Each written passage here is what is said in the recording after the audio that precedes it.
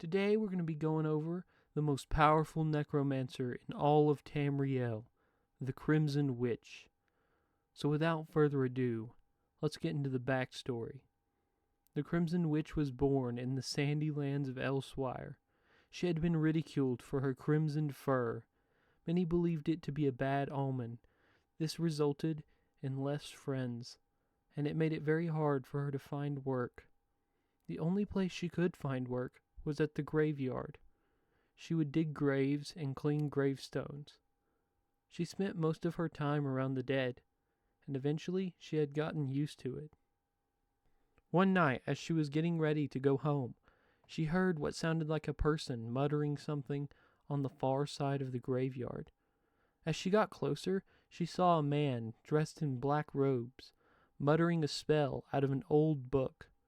As he finished the spell, suddenly a corpse rose from one of the graves and started to follow the man.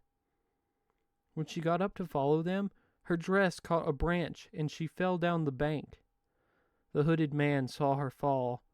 As the man drew closer, she picked up her shovel and struck him in the head. She grabbed the old book and ran. She was afraid someone would find out what happened, so she hired a carriage to get her as far away from Elswire as possible.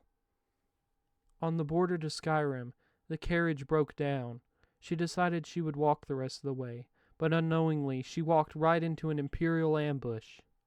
At Helgen, she was to be put to the axe, but fate had other plans. The Crimson Witch is a master in the art of conjuration and necromancy. She will raise an army of undead to fight for her in battle, while she sits on the sidelines, picking them off one by one with her bound bow.